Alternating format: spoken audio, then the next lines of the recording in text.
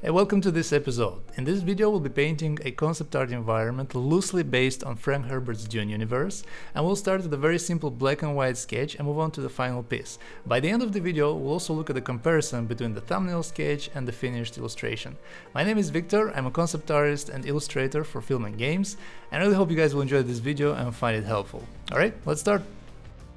And the first thing I wanted to do is create a very simple two-point perspective grid, so it might help some of you guys when you're building any structures and all sorts of buildings. And the way I did it is just create a bunch of lines on a separate layer and then use the transform tool to adjust them so the convergence point, the vanishing point, is somewhere off the canvas. And the same thing you can do for the left vanishing point. Just duplicate this layer, flip it horizontally, and then using the perspective adjustment tool you can adjust it so the vanishing point is somewhere off the canvas as well. And this time I just want them to be symmetrical, so I made that the vanishing point on the left is closer to the canvas. And this is pretty much it. In return you will have kind of like a very simple guide for your buildings. Alright, let's move on to the rest of the image. And by the way, the first piece of media for me, Dune related, was the 92 game Dune 2 Battle for Arrakis, and I think it was on Mega Drive or on Sega Genesis. It was really fun. I didn't quite know what I was doing completely because I was like super young, but I remember it being super fun, especially when I found out that you can run over your enemies with the harvester that was collecting spice.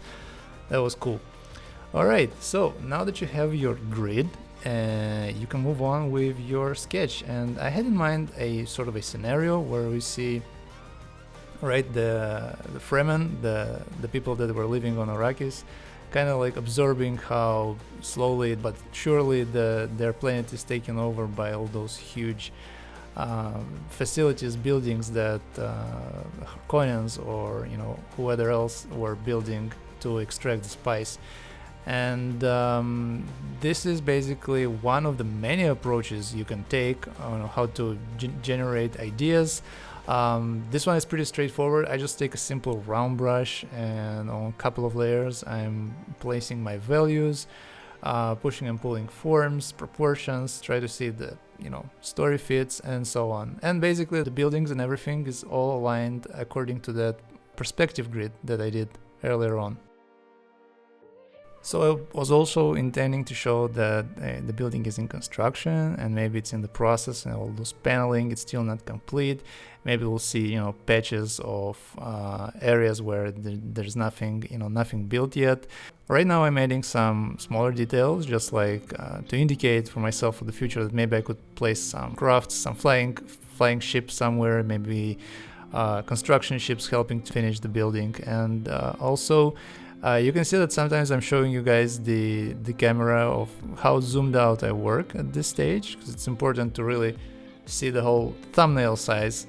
If it's readable at the thumbnail point, you're on your right track. You can move on to finer details. Well, once your sketch is done, you can either trace over it with cleaner lines so it's not that messy, or you can just make another. I made another perspective grid, a bit changed, and I sort of started over with keeping in mind the composition that I firstly did. I started over with the new sketch and placed down my marks.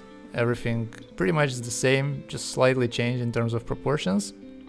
And then made an underpainting, this warm color underpainting, and proceeded to put on basic flat color, starting with the sky. Usually I start with the background and then I move towards the foreground. And at first I'm not pushing the values.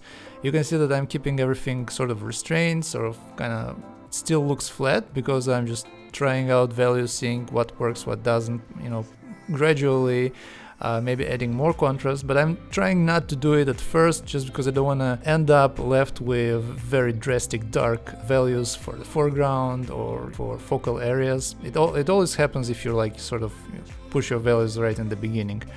And you can see that I'm just roaming around the image and placing marks here and there, just completing the whole composition as it was in my black and white sketch.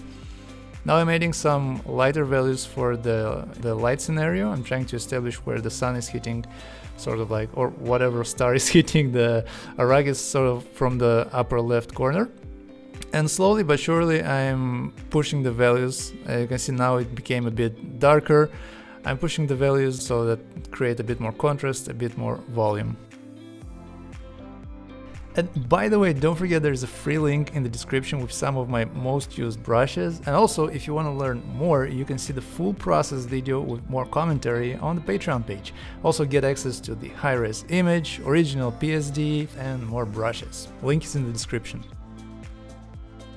Now I'm really quickly placing some marks for the ground plane, just trying to add some color variation.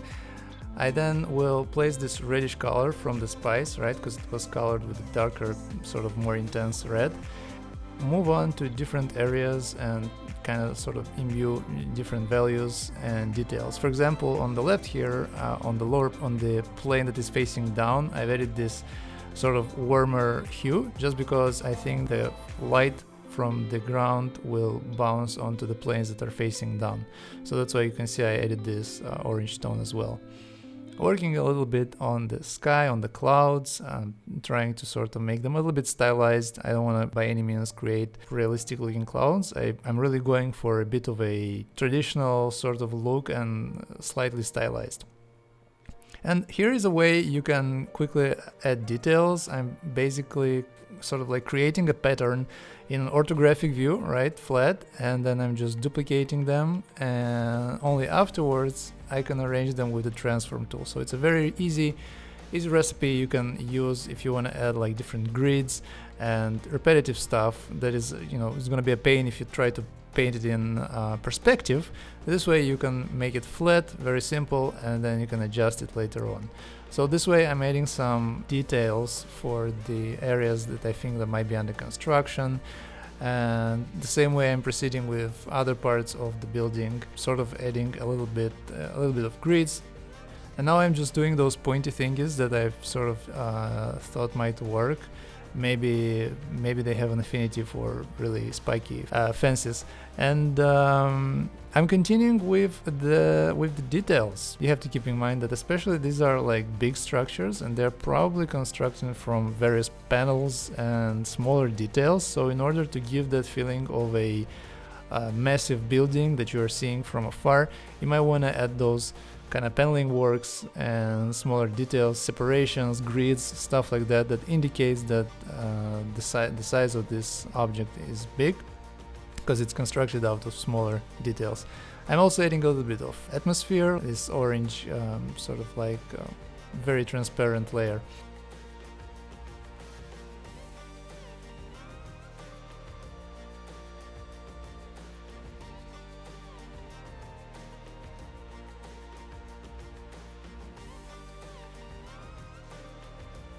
And now I'm moving on to the characters, and I'm not using references this time around, so I'm just gonna build really quickly something out of imagination.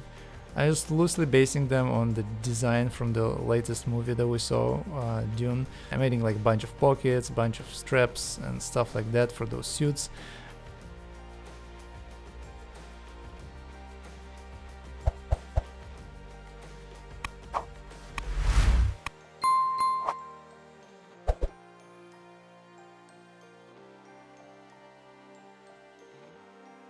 Quickly moving on to adding some value. You see, sometimes I'm checking it in black and white just to see if they're visible enough based on their background.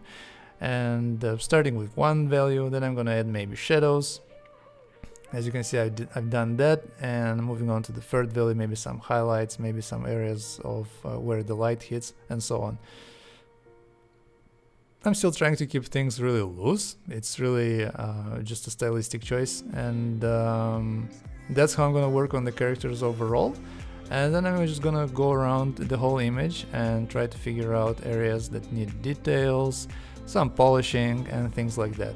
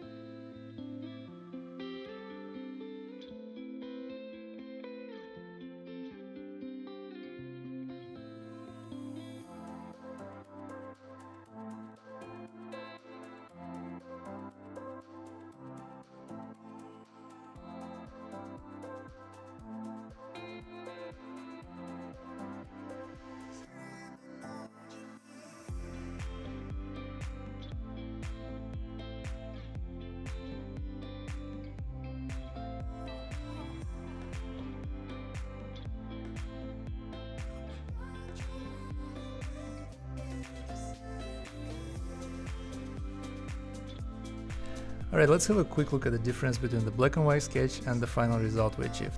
So the first thing you will notice if you turn it on, that there are some differences regarding the proportions. The characters are positioned a bit lower and the perspective changed a bit. So you can see that these diagonals that we have here that are created by these lines are, you know, slightly stronger than the ones that we have in the final result. Now I changed a little bit the perspective grid and I kind of restrained these diagonals a bit more, and this in return kind of loosens a little bit the dynamic feel that we had in the initial sketch.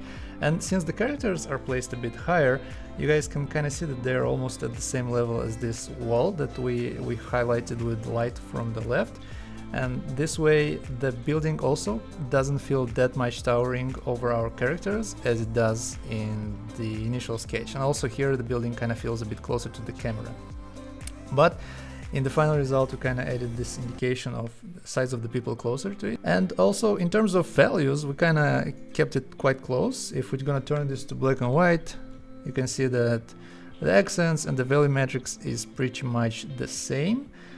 Maybe some values I didn't exaggerate the darks here just because I don't, you know, it kind of will lose a little bit of realism if you're gonna push it that much, especially in an, you know, open environment like this. So that's pretty much it. That's what I noticed right away, you know, regarding the difference between these two. And it's obviously, you know, you kind of have to be a bit more tighter when you pack more details and stuff like that. The final result maybe is not as dynamic as these quick, you know, 10-minute sketches, because the character of the brush strokes is different and it feels a bit more dynamic and also a bit more loose. That's pretty much it. And this is the final image.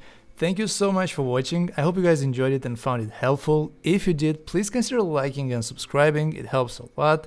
Thanks again for watching till the end, and I hope to see you in the next one, coming soon.